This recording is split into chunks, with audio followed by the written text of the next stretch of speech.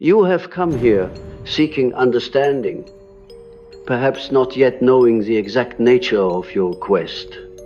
You may feel emotions that do not seem to belong to you. You absorb the pains of others, often silently, and carry burdens that were never yours to begin with. And yet, you believe this is your gift. You call it empathy, but I ask you to pause. What if I told you that the true wound of the empath is not what you have been led to believe, that the depth of your feeling is not merely compassion, but the echo of something ancient and unresolved within your soul? Let us walk together not in the bright daylight of surface understanding, but in the twilight of the unconscious, where truth reveals itself through symbols, dreams, and archetypes. The empath's deepest wound, you see, is not their sensitivity.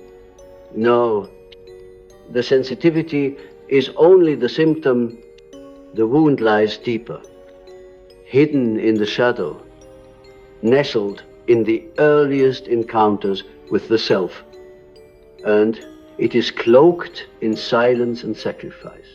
Many of you empaths were born into environments that demanded silence from your soul. Your ability to sense, to feel, to intuit the truth of others. These were not celebrated.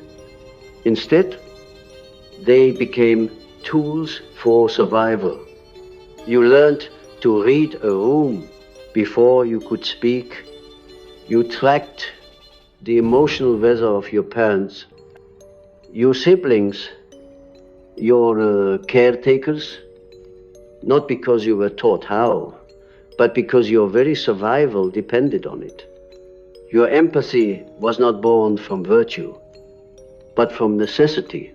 It was forged in the fire of dysfunction, and here lies the wound. You learned to merge in order to survive.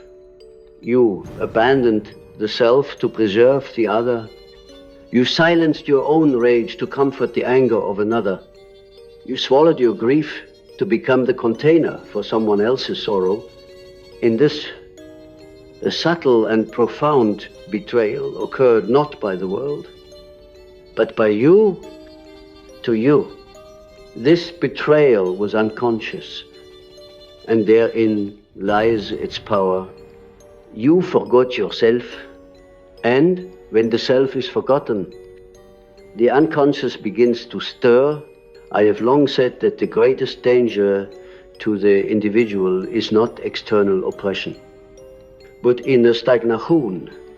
The empath is often imprisoned not by the world, but by their own unlived life.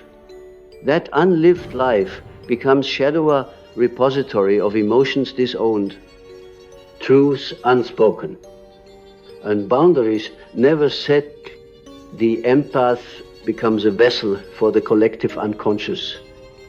But unlike the mystic who embraces the descent, the wounded empath becomes lost in it. They mistake absorption for connection. They believe that to love is to suffer, that to be compassionate is to be crucified. This is the inversion that must be brought to light. Empaths do not merely feel too much, they feel everything but themselves.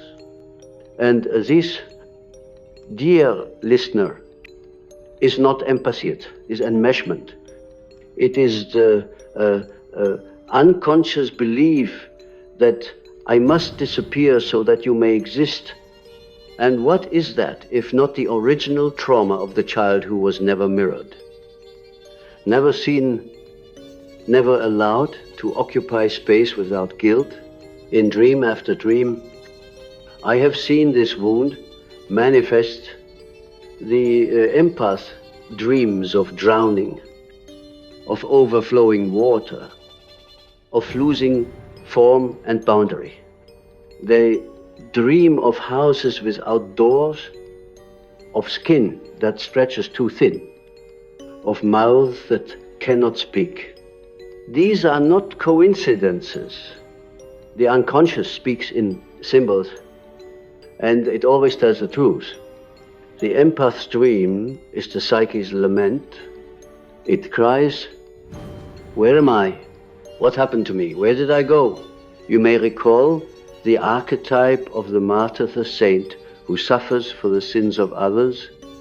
This image is often romanticized, but in the language of the unconscious, it is a mask, a persona, a defense. The martyr archetype hides a secret rage, the rage of having always been the one who gives.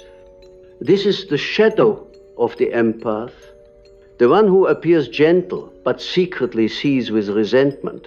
And yet, even this rage is a longing to return to the self, to reclaim what was abandoned in the name of harmony.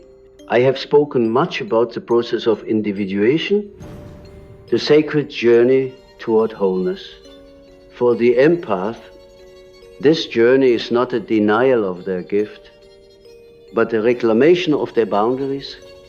You see, the self cannot be found in fusion. It can only be encountered in separation. The ego must learn to say I before it can dissolve into the collective. The empath must reclaim their sacred no before their yes can carry any true power. Let us look more closely at the origin of this psychic pattern. Often, the empath is a child who grew up with emotionally immature or narcissistic figures.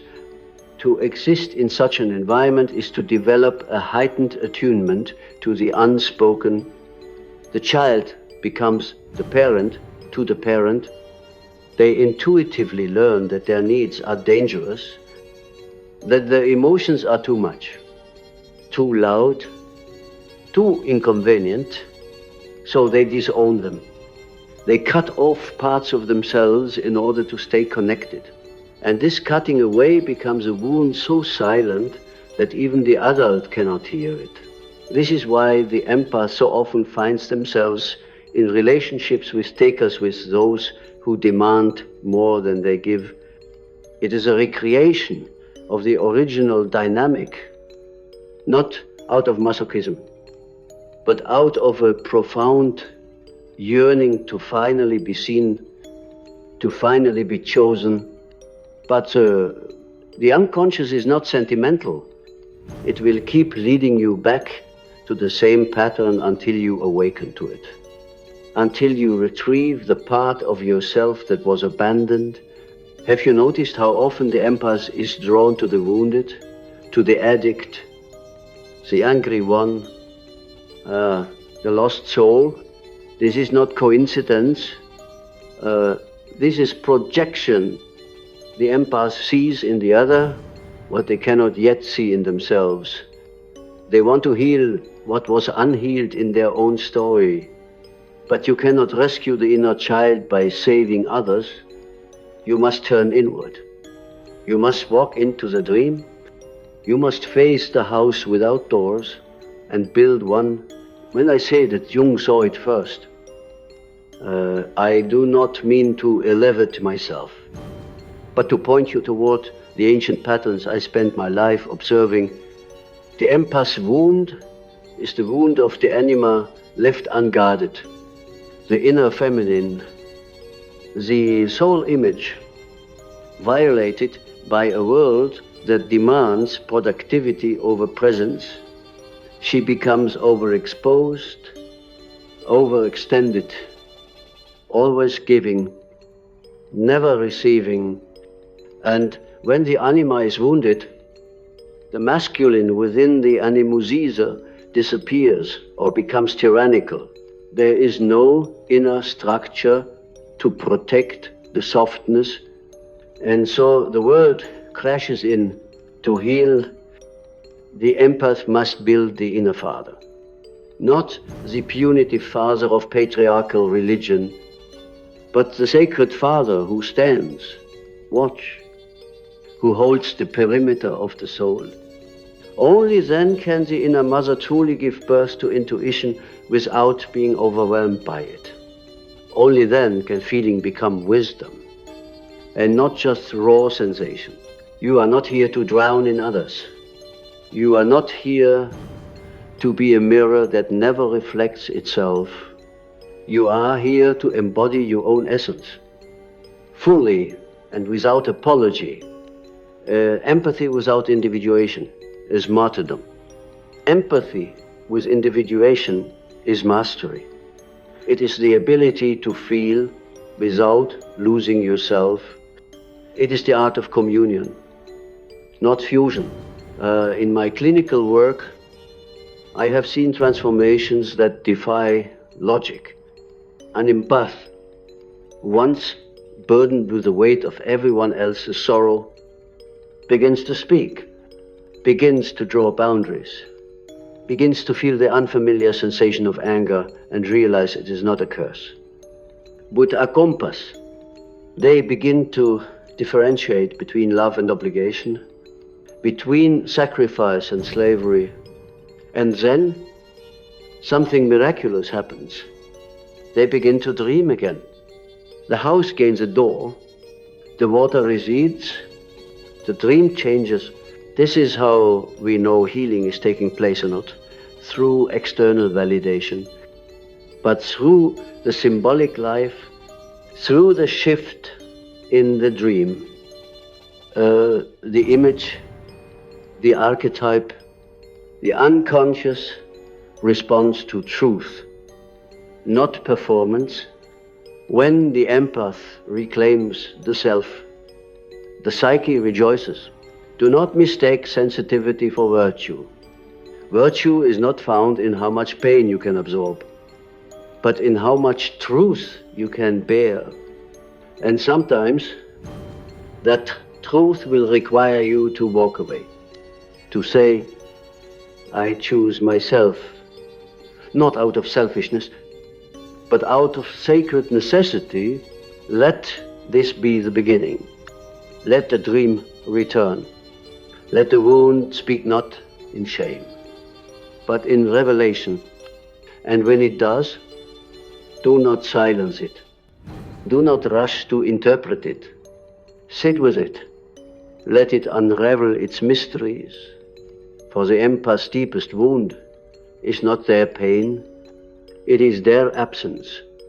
And healing will come not by feeling more, but by becoming whole. There is a moment in every soul's evolution where silence becomes unbearable now. The outer silence, but the inner one, the silence of the forgotten self. For the empath, this silence is not void, but echo. It is filled with the voices of others, the needs of others, the stories of others. The empath often lives like a ghost in their own life, present but unseen, felt by others but unfelt by themselves. And this haunting, my friend, is not spiritual, it is psychological. It is the haunting of the disembodied psyche. You may not have noticed it, but the most recurring emotion in the empath's heart is not love, it is confusion.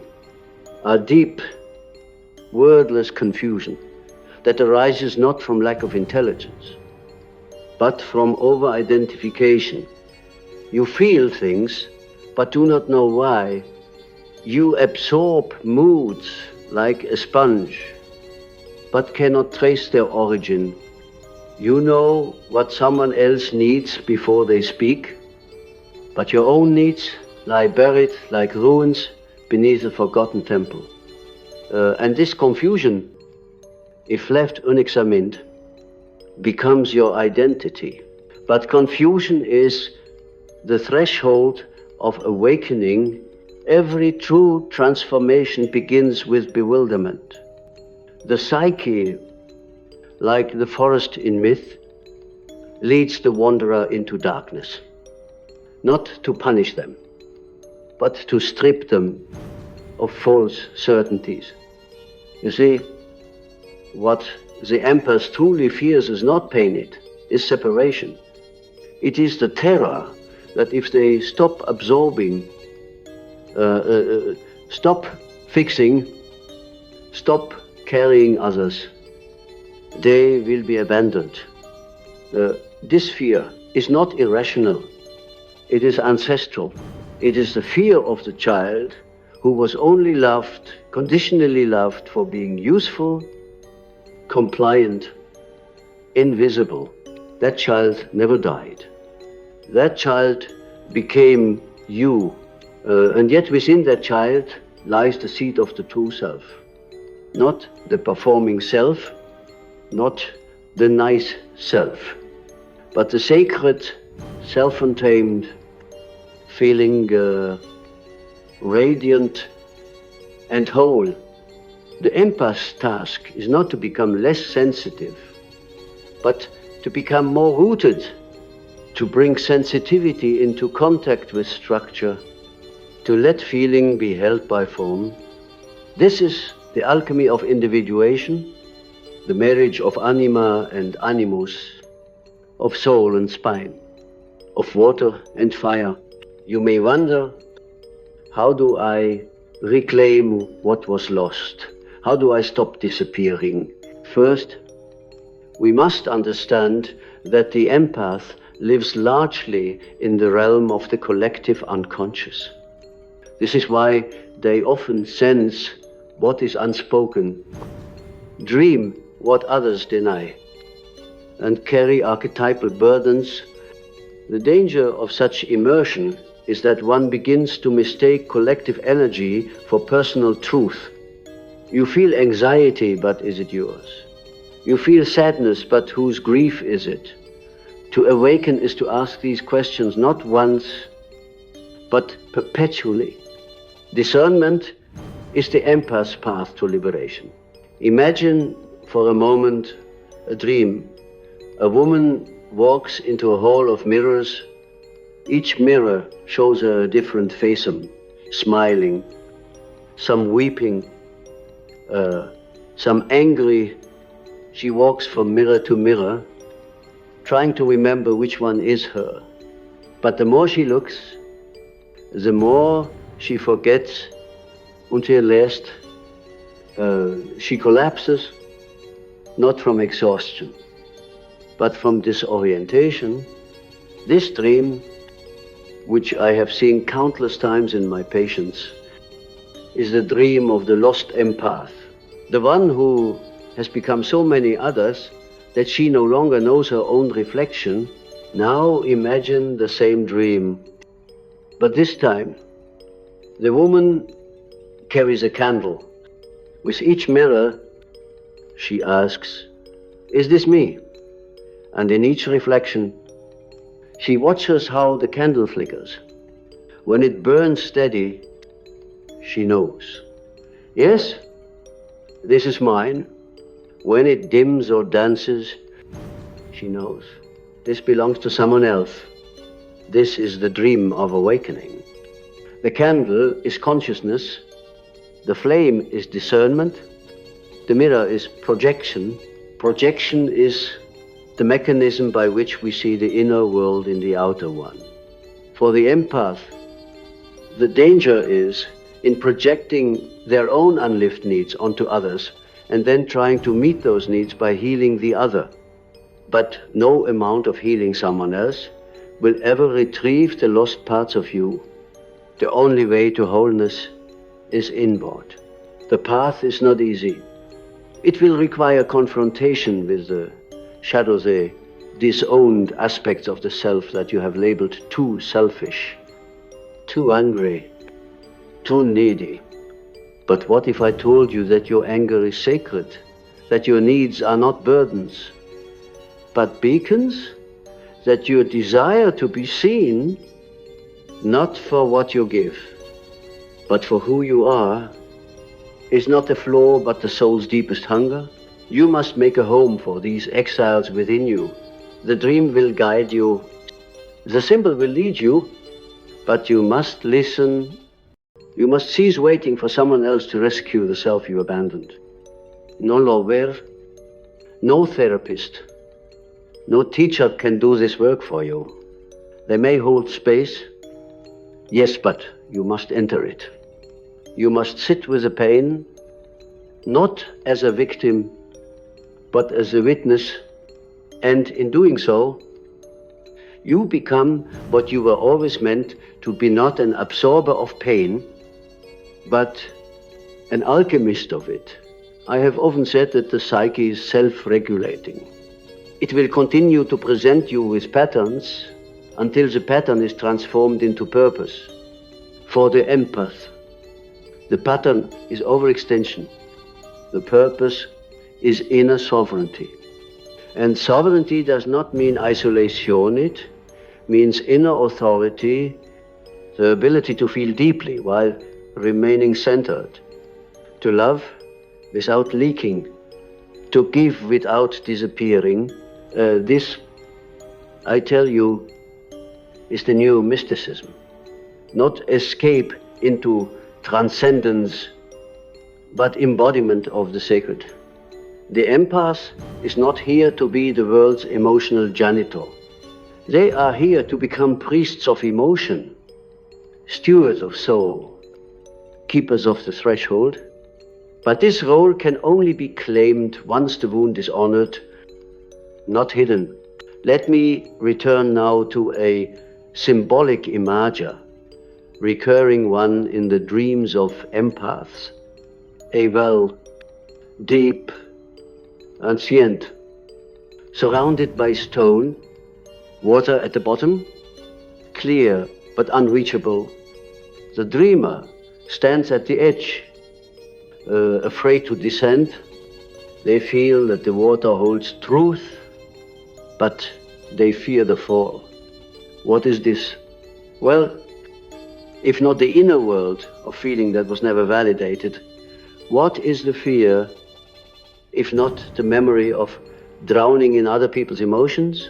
To retrieve the water, the dreamer must lower the bucket. This act is symbolic of descent into the unconscious, into the body, into forgotten emotion. It is not a literal journey, but a psychic one. The empath must reclaim their own emotional body, not just to feel others, but to feel themselves. In this descent, they will encounter resistance, guilt, shame, the voice that says, you're selfish, you're abandoning others, you should be helping, but that voice is not truth. It is conditioning, it is the echo of family systems that fed on your silence. It is the residue of spiritual bypassing that told you to always be kind, always be giving, even unto your own disappearance. Kindness that erases the self is not compassion, it is compulsion. To reclaim the self is to embrace what I have called the tension of the opposites. The empath must learn to hold two truths at once. I feel you, but I am not you. I care, but I have limits. I want to help, but I am not your healer. This paradox is the seat of psychic maturity. It is what transforms the empath from a wounded archetype into an embodied soul. I will share something intimate with you. Many of the mystics, prophets, and healers I studied and spoke with throughout my life were once wounded empaths. They began as children, overwhelmed by the suffering of the world, but through descent, through initiation, through claiming the full range of their humanity, they emerged not as saviors, but as mirrors clear, grounded, so verein. And this clarity became their power. You do not need to become less sensitive. You need to become more conscious. You do not need thicker skin. You need deeper roots. You do not need to stop feeling. You need to start feeling yourself. And when you do, something extraordinary will happen. The wound, once hidden in shadow, will become a wellspring of wisdom. You will no longer fear the dream. You will no longer dread your reflection. You will no longer need to vanish in order to belong. You will belong to yourself. You will dream again. And this time, the dream will not be of drowning, but of rising. There comes a moment, often in stillness or sorrow, when the empath sits aloneno, as a victim, not as a healer, but as a seeker. In that moment, when the need to please fades and the compulsion to absorb subsides, the truth begins to whisper, not loudly, not in the voice of the world, but in the ancient, subtle language of the soul. It says, you are more than what you carry. And this is the turning point. The place in myth where the hero stops running and begins to listen. And for the empath, the journey inward is not an escape from service, it is the beginning of sacred service, rooted in truth, not trauma. Many of you have lived your lives in a state of hyper-vigilance, mistaking it for intuition. Let us not confuse the two. Hypervigilance is born from fear, from the need to anticipate chaos, to survive it. Intuition is born from presence. It arises when the self is calm, centered, anchored. The empath must learn the difference, otherwise they spend their lives scanning for danger, mistaking it for guidance. This distortion is not your fault.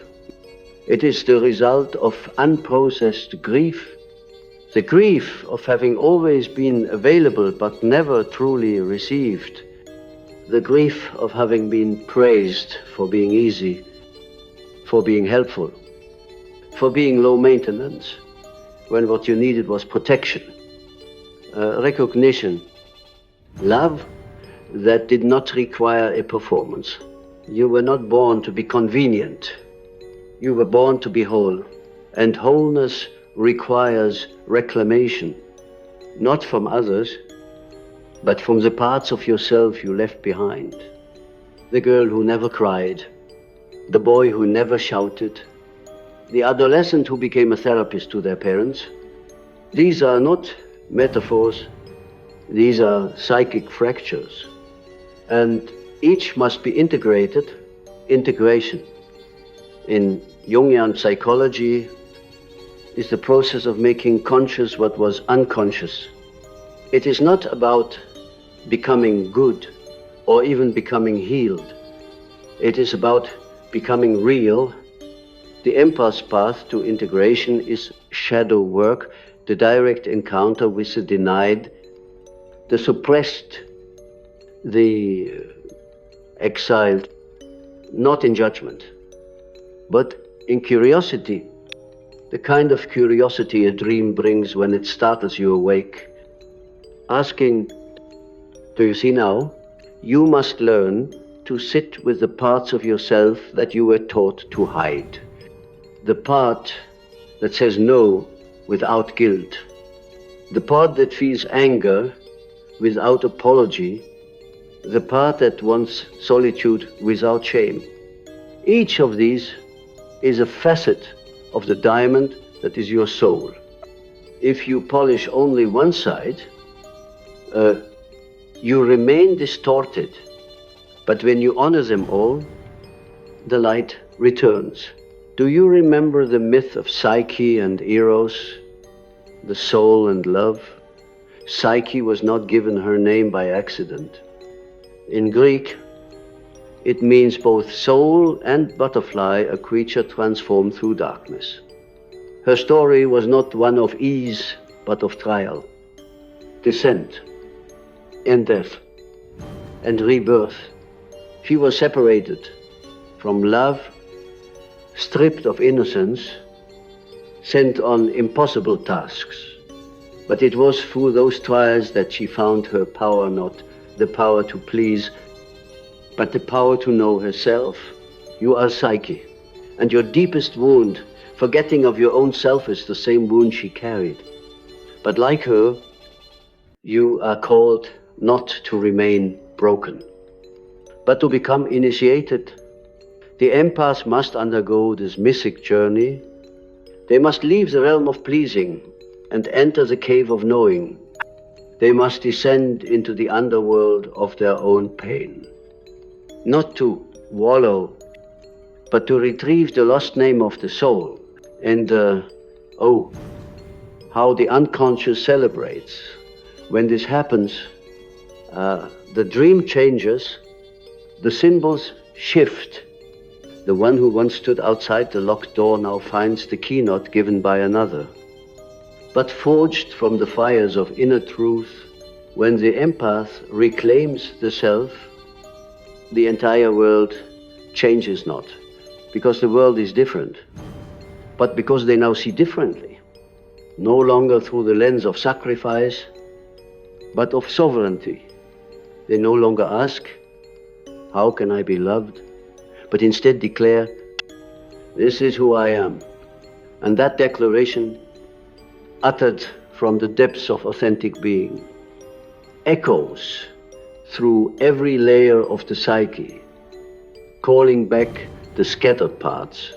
The body too rejoices, for the empath's body often holds the brunt of what the psyche denies: chronic tension, fatigue, autoimmune patterns. These are not just medical, they are mythic. They are the somatic residue of a soul that was never given permission to take up space.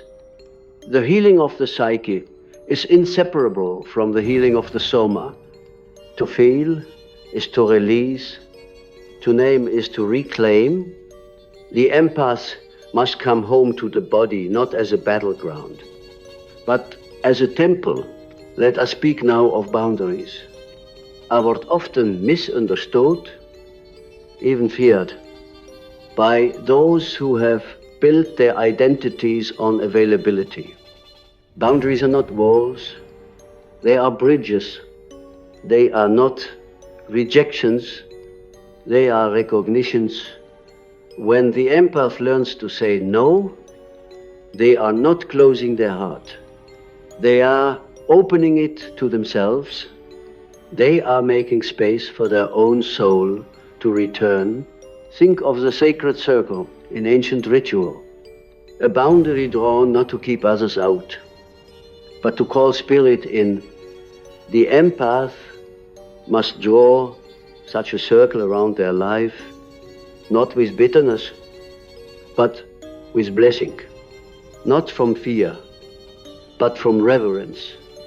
Within that circle, the true work begins, the work of becoming, not reacting, of loving, not leaking, of giving, not draining, and then only then can the gift emerge. Because empathy, when rooted in a differentiated self, becomes medicine, not martyrdom. But miracle, the empath becomes the healer, not because they take on the pain of others, but because they mirror the wholeness others have forgotten. They become midwives of soul, reflecting back the buried beauty in those who come near.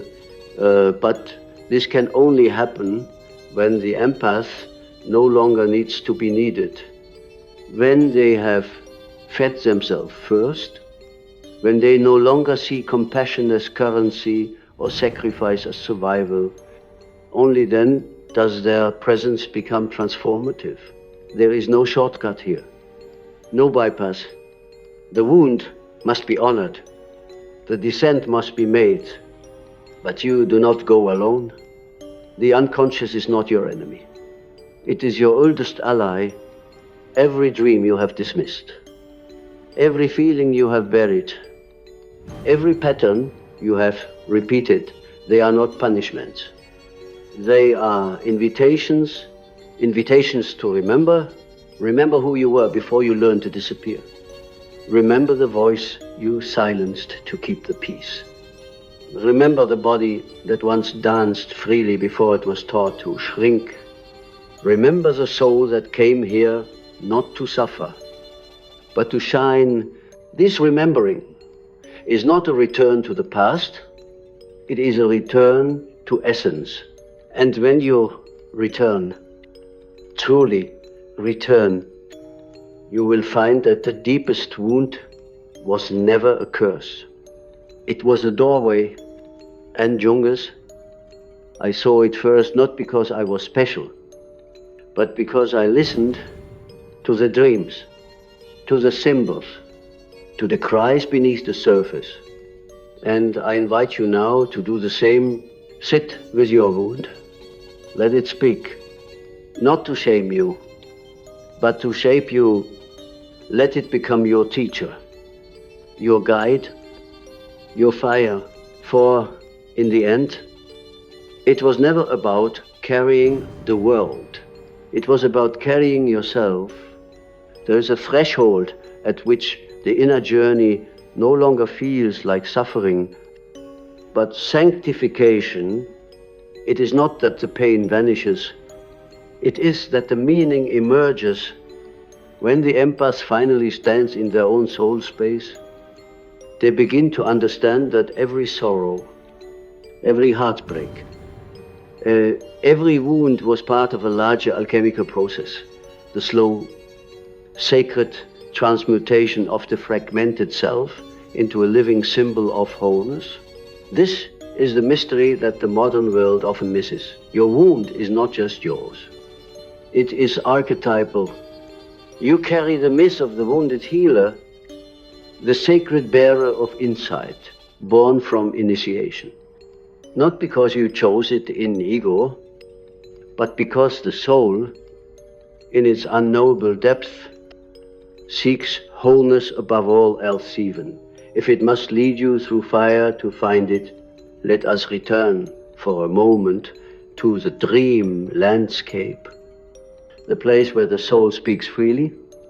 Do you remember the image of the well, the descent into water to retrieve the lost truth? There is another image now. It is night. A forest, denser, ancient, almost breathing. The empath, once afraid to enter, now steps forward, holding not a sword, but a lantern.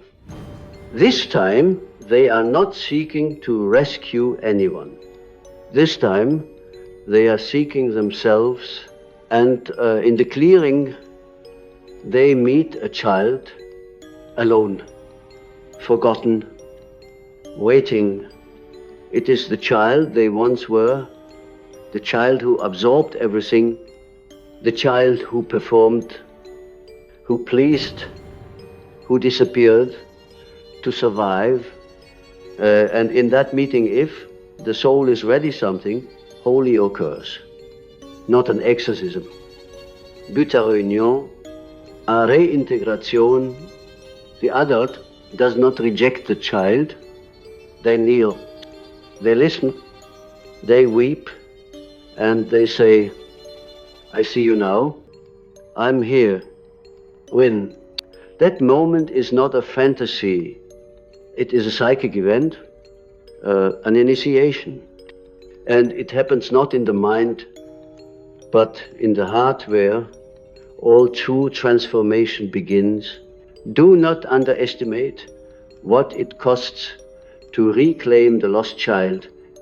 It requires the courage to feel what you have spent decades avoiding, the grief of having missed your own life, the anger at the systems, the families, the religions that taught you self-erasure was holy, and deeper still, the longing, the aching, unspeakable longing to be known not as useful, but as real.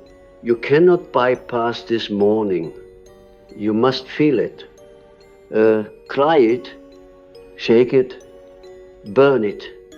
And when it has moved through you like a storm, something astonishing will remain. Space, spaciousness inside your soul. Space for your own voice, your own color, your own hunger, your own joy. And this space is not empty. It is sacred. It is the throne upon which the self may finally sit.